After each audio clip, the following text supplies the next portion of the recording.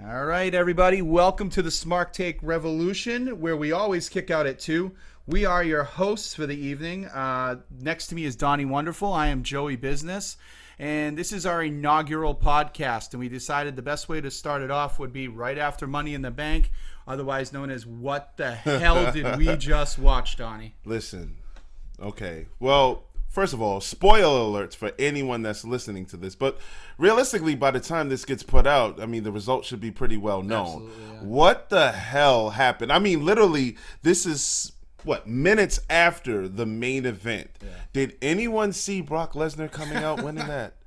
I think they threw him on a flight like 3/4 through the pay-per-view and just was like, well, because that's why. I don't care. The booking in the WWE has been so wacky these days. WrestleMania was a great show. Yes. I know that has its critics. A lot of them I know. Unfortunately, I don't feel that way. I felt it was a good show from top to bottom for as long as it was. It was an odyssey of a show. Yeah. Okay, so I know we started off with, we're here right after Money in the Bank, but let's actually talk about WrestleMania for a little bit. Sure. Because as we were watching Money in the Bank, and shout out to the buddies we were watching it with as well. Mm-hmm.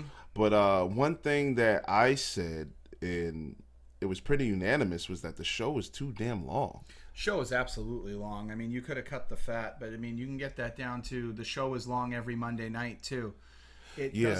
I understand they have a huge roster. Mm-hmm. I think from what I read the other day, they have something like 217 people on their active roster, including NXT and all that. But they only feature like 60 people, mm-hmm. and they get very stagnant very quick. They don't seem to like flow anymore.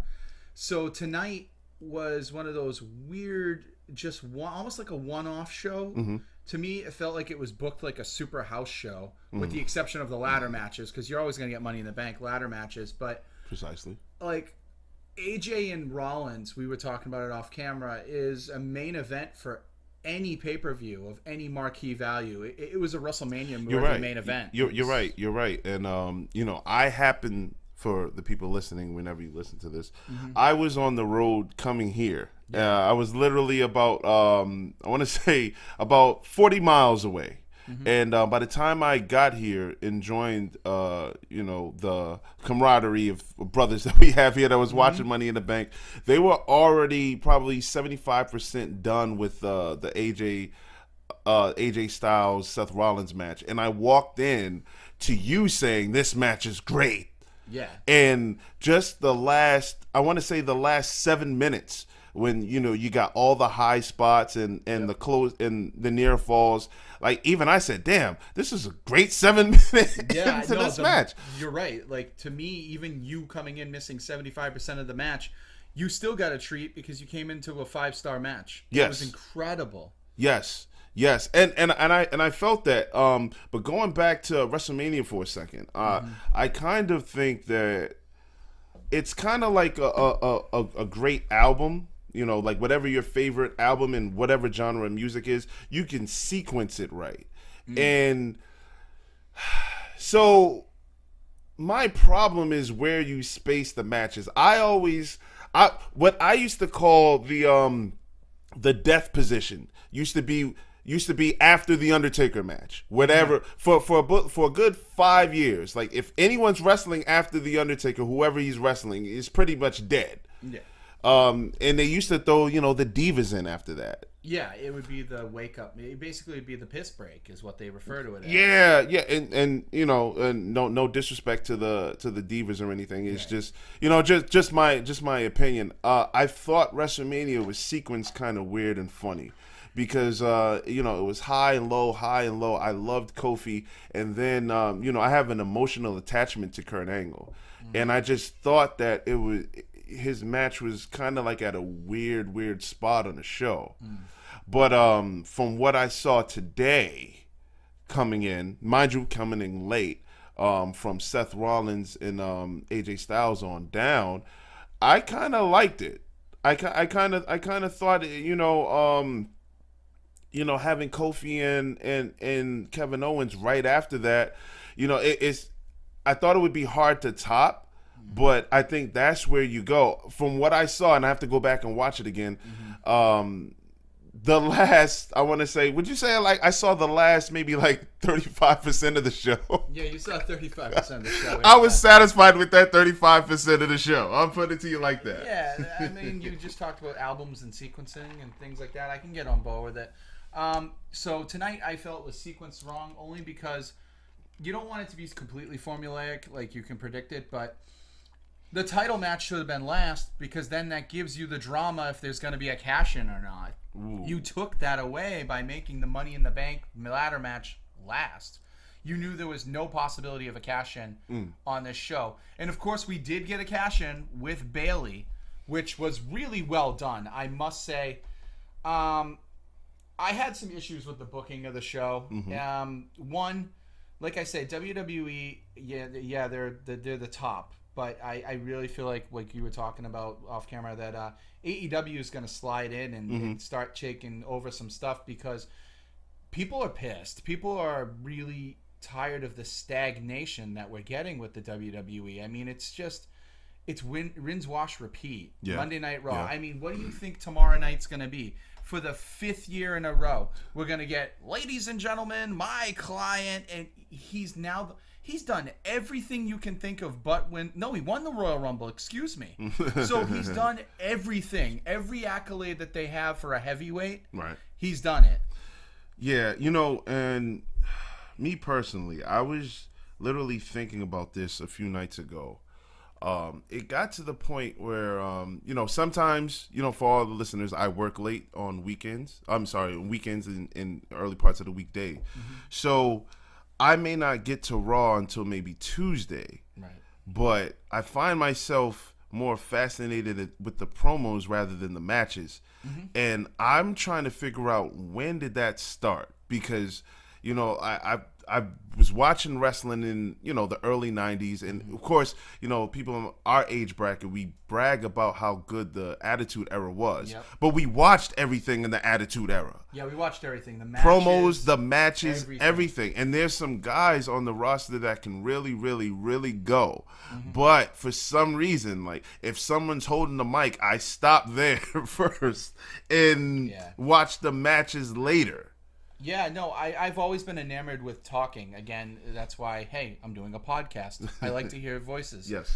So I've always been a promo guy, and the greats have always been able to do it for me. The Rock, obviously, was probably gold on the mic. I don't think anyone could really touch him until CM Punk went platinum on the mic. Yeah. I thought his era of promos was the best. The way they blended kayfabe with reality, the blurred lines of calling everyone by their first name, like Paul was Triple H, and Phil Brooks, and that was something you didn't see before. Calling out the bullshit behind the scenes and the crappy booking and stuff like that, and management decisions and financial woes and whatnot. Yeah, it gave a good reality base to the show. So what Punk did was he created that, and instead of it becoming something special that Punk did, everyone just said, "Hey, that's pretty good. Let's take it that way from now on." And that's why you have continuously gotten a promo heavy filled show, I feel. Okay. The Attitude Era, you got both. Yeah.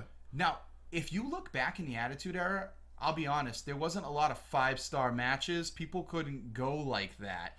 Stone Cold Steve Austin was not putting on 5-star clinics, but he was emotionally investing you in a match beyond anything that you see right now. It was a perfect blend. It was a perfect blend of, you were really involved in the match. Like, the story that they told, I thought they told phenomenal stories back then. Yes. Both, on the mic and inside the ring. It was easy to follow. I think you can pick up anywhere in a feud and really become emotionally engulfed in it. But you led off with promos, and you mentioned The Rock. Love The Rock. Great promo. And just as you said, you think you still believe that he's the greatest on. I'm not sure. I have to go back and listen to hear your exact verbiage. I'm gonna be honest. I'm trying to pick at something to debate here, because I do believe that The Rock is and will forever be a great promo. But for some reason, when you said that, I instantly thought about Ric Flair. I've always loved Ric Flair's promos. Love Ric Flair on the mic. I think that Ric Flair was always unscripted and always made you believe in his lifestyle, in his wrestling ability, just by talking before he was even. And Ric Flair right now is battling some health issues. So shout out to Ric. Hopefully he gets well. I met him a few times. I'm pretty sure. You met him 5 times, and I've been very happy each time. Yeah, man. Ric Flair is a really great guy. But yeah, as far as promos, I'm just gonna ask you, The Rock in his prime, or NWA WCW Ric Flair? NWA WCW Ric Flair all the way. I've rewatched those promos like 100 times. The Rock was more of a shtick, and he was funny. And yeah, he'd give some good promos. Like ones that I can recall off my head would be like, Mankind, out comes a 10-pound bag of crap and you get Mankind, or, Mankind, well, you have one ear, The Rock has two, like things like that. He was really, really crafty on the mic when they started letting him go in that direction. But Ric Flair, like you said, he, in any era, even like right now, I'm even sure if you transported Ric Flair to 10 years from now, 20 years from now, whoever the guys are now, he could still cut a promo that's timeless. He's very believable. Now, I don't know how much money Ric Flair truly made back in the NWA days, but he made you believe he had a gazillion dollars, always, because there was no reason why you couldn't see he wouldn't. Mm-hmm. He dressed in the best clothes, and they say diamonds are forever, and so are Ric Flair. And I believe that. Yeah, Ric Flair is the best promo, I think, period. Other greats that I put up there is Paul Heyman's one of the best promos I've ever heard. Absolutely. I think the promoters are always great on the mic. Like Vince McMahon was always, in my opinion, the Mr. McMahon character is one of the greatest, if not the best, heel that ever exists, because everyone can relate. Who wouldn't want to punch? Who doesn't have a boss that they wish they couldn't punch in the face? Right. Eric Bischoff was a great performer on the mic. Yeah. And just as you said, Paul Heyman is rightfully so. I think all the promoters really know, if they've run a promotion, they understand what they want to what am I trying to say? Highlight. What they want to highlight. So, to your point, and you mentioned in Paul Heyman, I think that's a very credible pick. I think that's a very credible number 2. He wasn't a wrestler, but still, that doesn't matter. All of those things aside, Paul Heyman still is a great promo. Jake the Snake Roberts was one of the greatest promo. Also, he's up there because during the time, everybody was loud. Hulk Hogan, Mean Gene, right. Ultimate Warrior was. Ultimate Warrior was Ultimate Warrior. Yeah. But Jake the Snake was very calm. And he spoke, not monotone, but he really spoke. Yeah, he spoke in a delivered way that, everything was thought out, and you could tell his wheels were turning. Yeah. And he spoke in a very menacing way, the way he delivered his words, because he got you scared shitless before the match. And that was before Damien even came out. You're like, oh, this guy's a freak. And his snake's gonna bite me.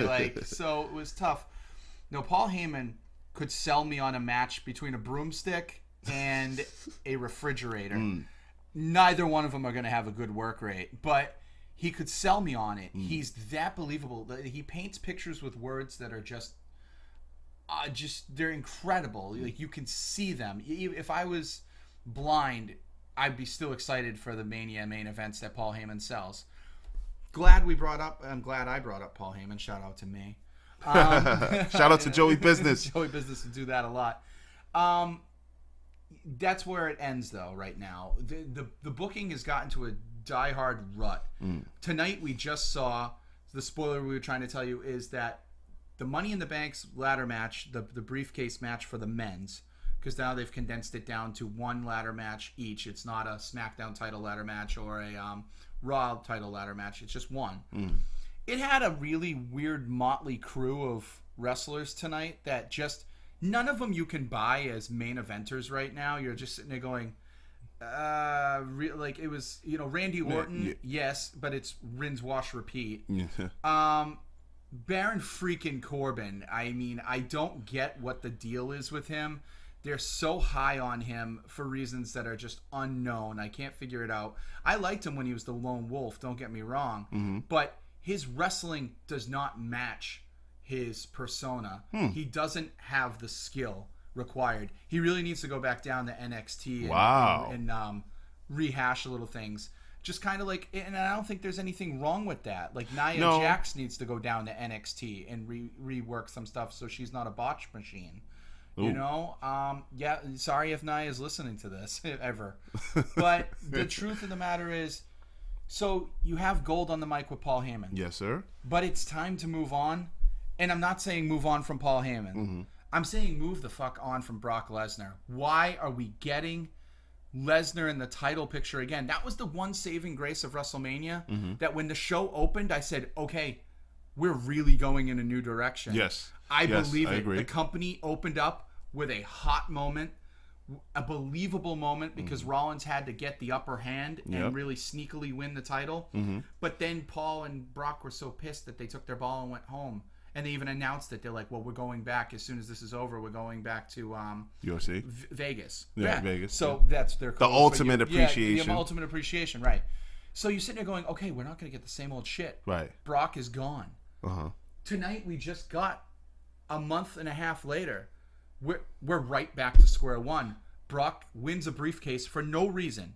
He's Brock Lesnar. Does anyone think that if Brock Lesnar gets a return, he doesn't get a title match?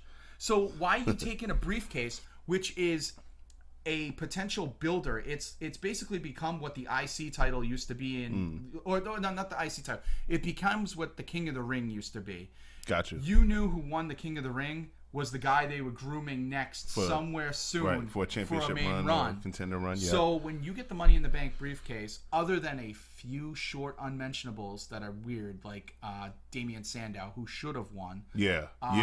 John Cena, who never belonged winning one. He did everything. But those ones are the oddballs. Everyone else, Dolph Ziggler, everybody. Jack Swagger wasn't an oddball? No, Jack Swagger was a very oddball, but I mean, he got a main run. You know what I mean? And so now you just took that away from 7 guys, with the exception of Randy Orton, who didn't need it. But Drew McIntyre fucking needed it. Yeah. He needed it so much that no one has worked their ass off in a way that Drew McIntyre has. And believe me, he's become a long way from the chosen one. So I was excited because I'm sitting there going, you know what? We're going to most likely get Drew McIntyre. And that will be great. And I was happy about that. However, all of a sudden Baron Corbin became in the picture, and it became very apparent during the match that he was super Baron Corbin, and he was doing, old school N64 moves on people and just doing combos that were crazy. But believable. To his credit, they were believable. Ricochet he looks, he's a smaller guy. He's like 190, like great athletes. You got Ali, another smaller guy. So, he did his super Corbin moves on the littler guys, on the smaller guys. So it was believable. I'd say that. I think it's believable. I agree with you. The only problem is, somehow Vince outdoes himself, where you're like, holy shit, anybody but Baron Corbin, please. And then we get the ending we got with Brock Lesnar, and it kind of makes you go, I almost wish we got Baron Corbin. Right, because I was going to ask you now. Because now I know what we're getting. We're getting more of the same? Yeah, we're going to get Rollins versus Lesnar. And if anyone thinks that Rollins is going to keep it against Lesnar, unfortunately, you're a fool. Now, why would you shoot yourself in the foot after AJ Styles and Rollins put on, I would say, a 5-star performance?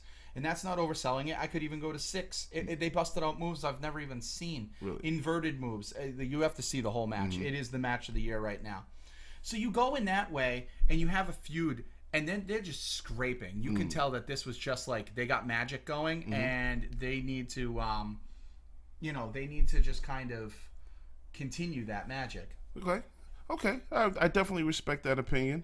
For everyone listening, we're going to take just a quick, brief break, and we're going to come back, and I actually have a hot topic question to ask, And when we post this, we'll be looking at your comments to see if you agree with us. I see Joey Business has his list. I'm gonna look away because this is about to turn into a debatable show. So that's right. We'll be right back, guys. Hey guys, this is Donnie Wonderful back here with Joey Business and the SmarkTank Revolution podcast here. So we're back as I promised with the hot topic question. So one day I was pondering, I was thinking, what 5 great wrestlers, 5 of the greatest wrestlers actually, that's never won a world title in, the WCW's, WWF, WWE, the Monday Night Raw, Monday Night War eras. Yeah. So I text this to my comrade here, Joey Business, and he texts me a list. The only thing I forgot to mention was, hey, let's save it for when we record. Yeah, that would have been good. So I'm looking up your preemptive list, and I said, I like what you sent. Do you have the first list that you sent? Mm-hmm. Okay, so if I may, Joey Business responds, that's easy. Now, when I said 5, I should have probably mentioned that in a kind of an order, where they're all great, but so Joey Business says Scott Hall number 1, absolutely. Mr. Perfect number 2, Billy Gunn number 3, Jake the Snake number 4, and Goldust number 5. I looked at that list one time and haven't looked at it again. So I respect that list. Mm-hmm. I definitely do respect that list. And looking at it now, compared to the list that I'm gonna mention, I'm sure you're gonna drop a hot list. Yes, I am. I think I'm going to mention some sleepers. And so when he texted me this, I immediately said, okay, wait a minute.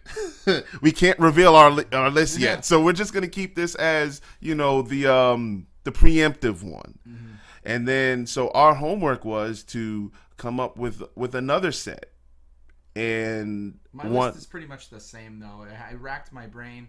And, as you said, what's it called? Great wrestlers. Yes. There's a couple on my list that I wouldn't consider great wrestlers. I'm more in like the deserving category, that I cannot believe. That's fair. These 5 people at some point, especially in like some of them were there in the 2006 era, where like if you had any main event scrub at all, yes, you were a title holder at some point. Like, I mean, we lived in the era where Jeff Hardy became the world champion and the WWE champion at one point. Yeah. Like, I couldn't believe we lived in that era. Yeah, there was a time when the belt was being passed around like hot potato, we know. Big time. I'm looking at my list now. Jake the Snake was on my original one until I seen it on the preemptive one. So I just want to say, with the exception of one from the preemptive list, I had to add him back on it. But like, I wanted to go off the board. So I'm gonna go with I'm gonna reveal my list here, list and then because we're in your home, I'm gonna give you the main event spot. Okay. But my honorable mention before I get into the 5, my honorable mention was the Rocket Owen Hart. I think that as a heel, and he came of age in 1994. Mm-hmm. WrestleMania 10, the greatest opening match I've ever seen in my life. That was an amazing match. Great. I mean, a lot of his great matches that year, revolved around the Hart family feud. Yep. But even after that, I was watching WrestleMania 14 not too long ago, and him and Triple H did a really good job where Owen Hart was the babyface. Mm-hmm. I thought that, the man could wrestle really, really, really well. His promos were okay. I don't really remember Owen too much for his promos, but I really loved his wrestling. I mean, he trained in the dungeon. I thought all those guys were great. Yeah. I thought Chris Benoit trained in the dungeon. Yep. Great. Chris Jericho trained. I mean, Bret the Hitman Hart. I'm biased when I say Bret Hart because I'm a huge Bret Hart fan. But like the Dungeon Boys are all phenomenal. So I put them as an honorable mention. But my list is gonna start here. Okay, you gotta tell me. Okay, so at number 5, granted what we just seen for Money in the Bank, at number 5, I can make an argument if based it's Baron on Corbin. No. No. My number 5 is actually Ken Shamrock. I was gonna just put him on my list. I just thought of he was the name that I just thought of with one more, and I bet you have it on the list now that I know the way you're going. Yeah. So, and you know, especially back then during the Attitude Era, he was like the most dangerous man. Yeah. They kept saying. Go back and look at UFC's humble beginnings, like when they didn't have weight classes and they didn't have basically no rules. And Ken Shamrock was a beast. I remember the I Quit match when he slammed Bret Hart. My 13-year-old self was saying, Bret, don't do it. Just don't do it. I mean, if Brock Lesnar's believable today, Ken Shamrock could have been was believable then. He was extremely believable. Yeah, he was the kind of guy that he was so believable against anyone on the roster, with the exception of Stone Cold Steve Austin. Right. Because people seem to forget. They get so pissed off at Super Cena.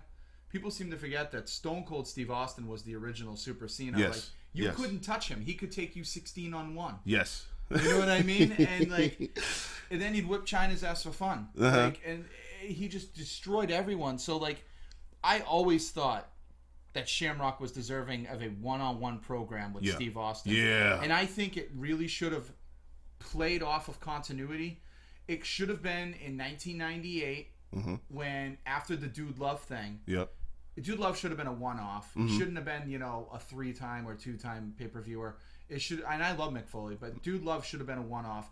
They should have went into Ken Shamrock, and they should have played up that Shamrock was the ref in WrestleMania 13 with Bret and Austin. Yep. And that would have gave a little bit of the tension and whatnot. And Shamrock would have been very believable as a WWE champion. Yes. He had the Chris Benoit factor to him, but even worse. Shamrock was a god-awful promo. He was awful. He was very mediocre. You could always tell he was fumbling for things to say. And he had a couple good feuds, but nothing that really lit you on fire. But that wasn't because he wasn't believable. It was because his angles were booked like shit. But either way, and I agree with you there, but you couldn't deny him when he was in the squared circle. No, it was great. 100% believable. He had the reputation that he built in the octagon and carried it over real well. So he was number 5 to me, given the current climate with Brock Lesnar here. Yeah. My number 4, I could not omit Mr. Perfect. I think Mr. Perfect was a great heel, great. Kurt Hennig was a great wrestler. He was fantastic. Oh man, he was.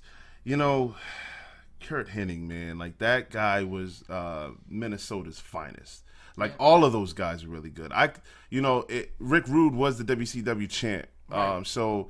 But all those Minnesota guys can really, really, really go. Mr. Perfect had to stay on the list. Yeah. My number 3 here, and I kept thinking about this. I said, man, this guy can really, really wrestle. Phenomenal promo. Veteran. I have the Enforcer, Arn Anderson.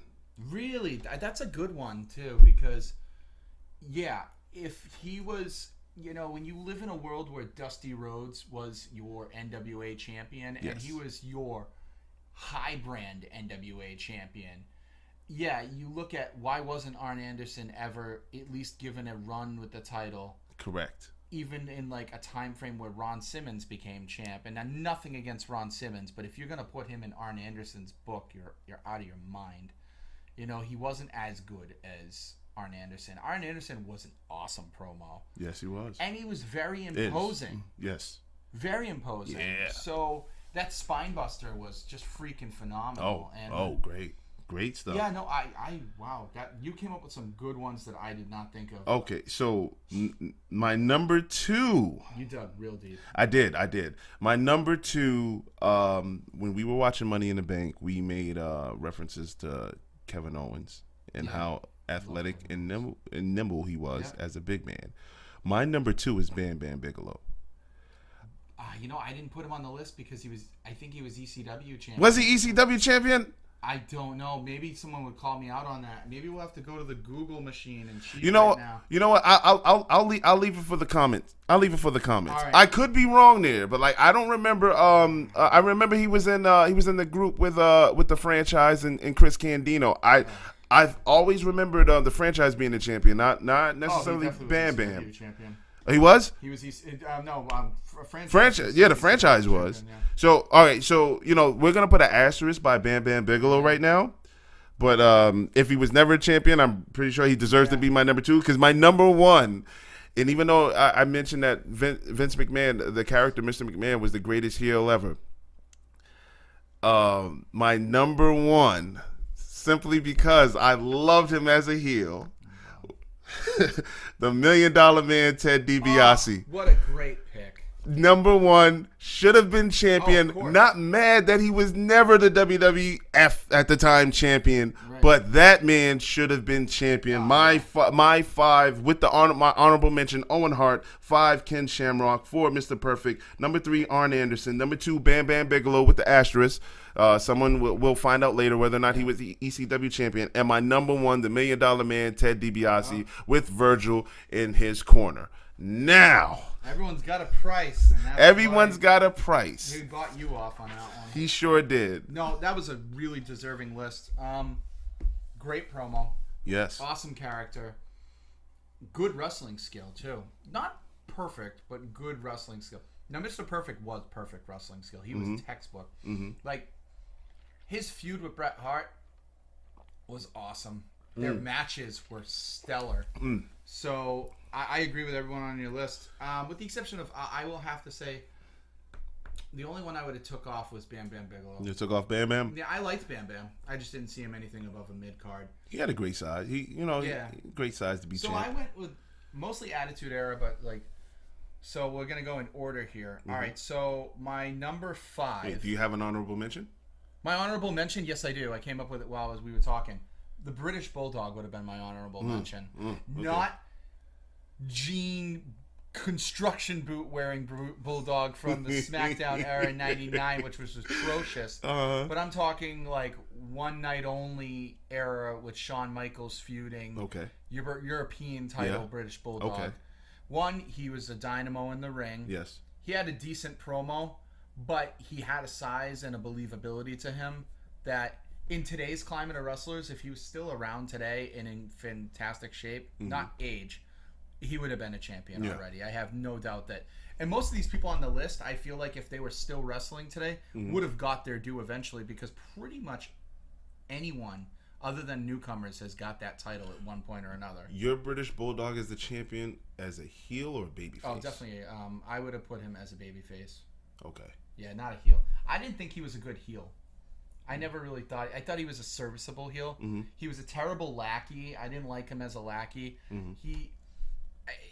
I liked him. He was very polished when he was, with the regular, Union Jack tights and all that. Yep.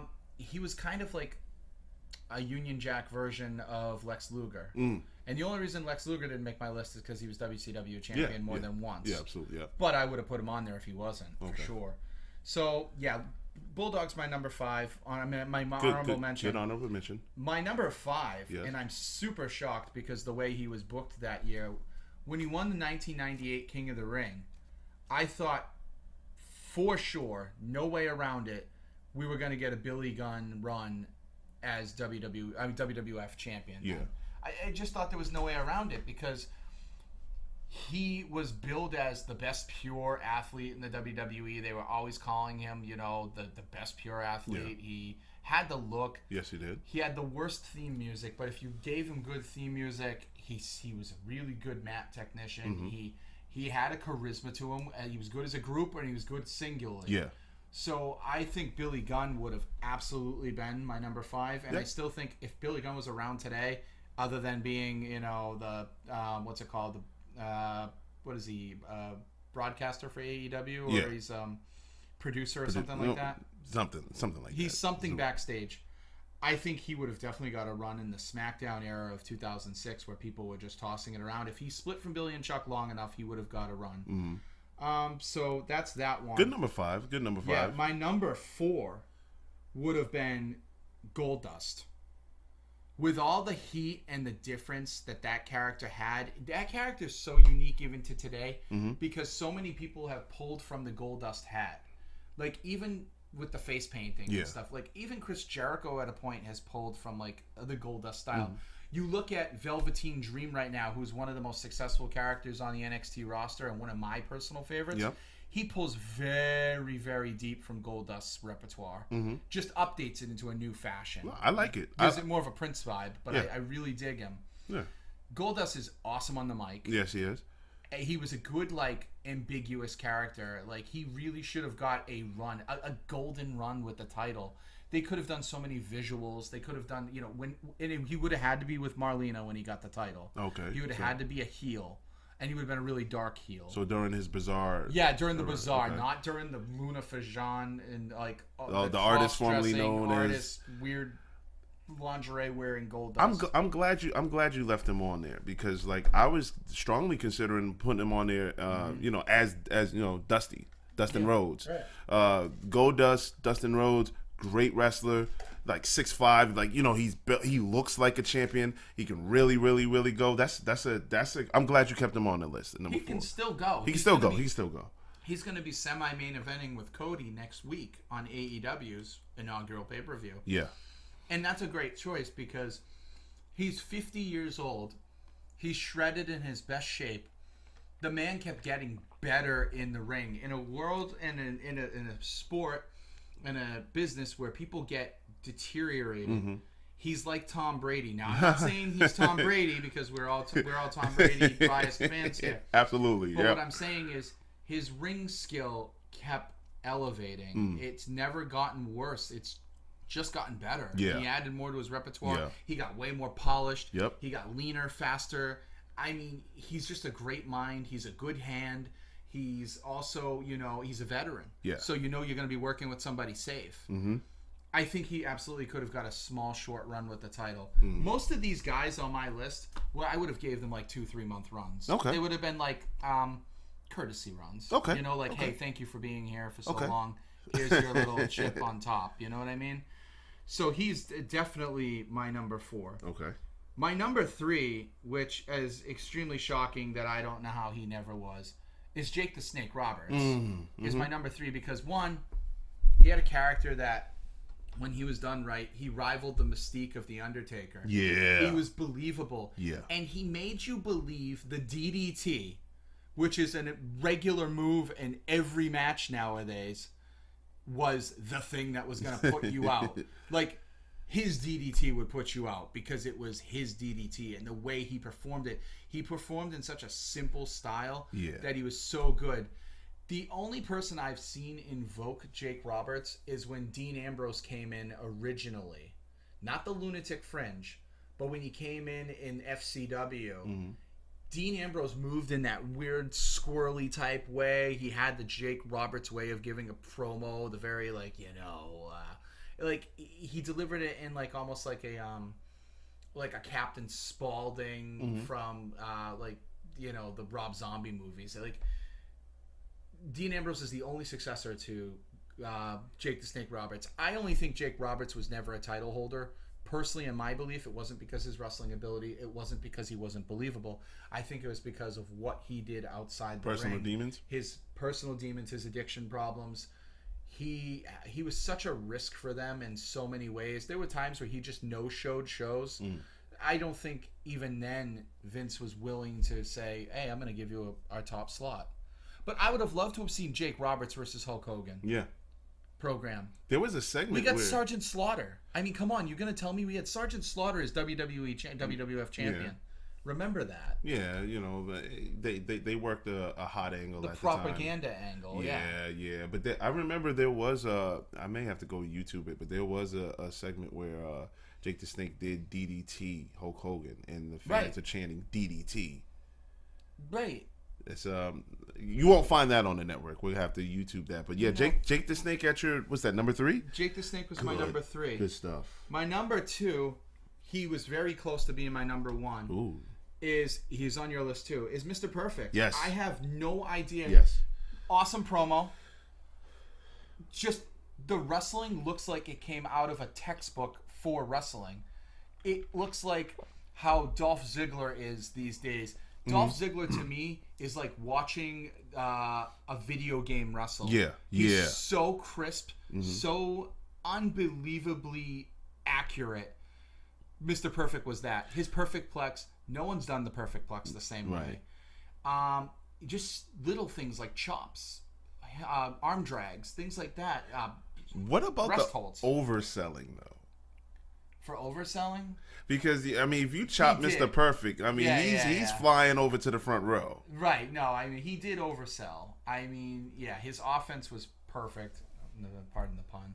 But his overselling was a little bit of an issue. However, I still think his character alone warranted him a main event slot and a main event title run. Let's not call it WWF. He should have been a fucking WCW champion. You explain to me why he wasn't WCW champion. It's only because they saddled him with an awful rap is crap. I hate rap. Was it the Texas Rednecks? Oh, the West Texas Rednecks? Texas Rednecks. Oh, rap is crap. It was so bad. So bad. And, you know, shout out to Master P, man. Yeah, it's just a sad day that Mr. Perfect never got his. And he really should have. And that's why he's on my list.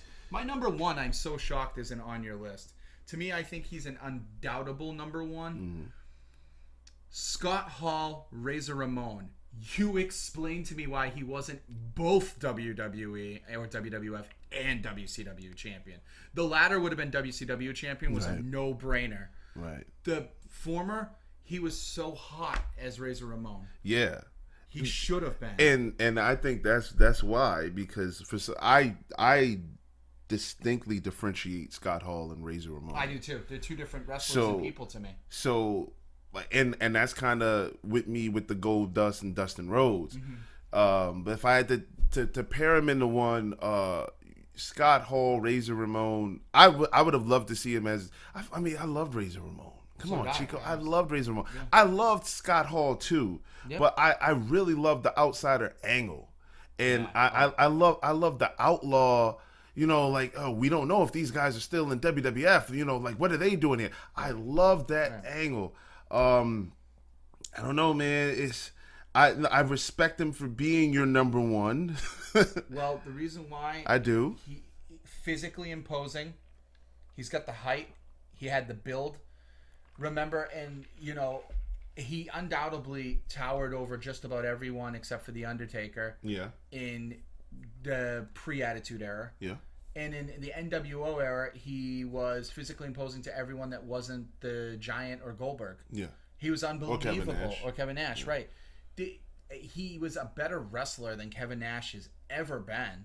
Kevin Nash just had a little bit more flair and a little bit more charisma. But Scott Hall was unreal. And he should have, even at the demise of WCW, when I love Jeff Jarrett, and I'm a big fan of Jeff Jarrett, but there's no way before Jeff Jarrett, Scott Hall shouldn't have got a run with that belt. No way. Well, I mean, during that time too, I guess he kind of falls victim to the same demons, Jake the Snake. Sure. And what I love about that, and this is a good plug and segue. Shout out to Diamond Dallas Page too, because Scott Hall and Jake the Snake are really great examples of success stories. Yeah, recovering from their demons. They'll tell you a work in progress. I've met Scott Hall. I want to say twice now. And cool dude, cool brother. It's good to see him. Looks good. He's in good spirits. Jake the Snake looks great. Yep. Yeah, definitely guys that should have been champion. Scott Hall would have made my list, but I didn't differentiate him in Razor Ramon. Razor Ramon would have definitely made my list. Scott Hall, when he was in WCW, that's during the Goldberg time, and it's really rough to get. I mean, they were letting everybody in the NWO then, so man, it's ooh, I you can make an argument, but winning over a convert here with me, that Scott Hall should have been champion over Jeff Jarrett, or even Booker T then. No, it's kind of rough. He was absolutely more than Booker T should have been. You think so? Yeah, you had G.I. Bro and you had the Harlem Heat. And I loved Booker T when they finally let him be. Yeah. But I'll say this. I like Scott Steiner. I was a Scott Steiner fan when he could work. Yeah. I liked him a lot. Yeah. Excellent promo. Scott Hall was always more deserving of it than Scott Steiner. Always. You know? Well, guys, that's our list. You know, our comment section is going to be open. So whenever you do hear this, please chime in and let us know if you agree, disagree. Let us know who we omitted. Joey Business, you have any final messages? No, I hope everyone enjoys listening. You know, nothing more that I like than talking about wrestling. Even when I hate it, I love it so much. It's just the worst love affair in the world. You know, we're gonna take a break, not from the show tonight, but we'll be back shortly within probably about a couple weeks or so. Yes, sir. And you know, AEW will be up and running, and we'll see how the world looks then. Looks like we're going to be getting a new Monday night or a new wrestling war of the week, and that's going to be great when that happens. And competition's only good for business. So, yes, sir. Yeah, thank you for listening, and Donnie, thank you for coming. And absolutely, guys. We'll open up the door next time. Yes, sir.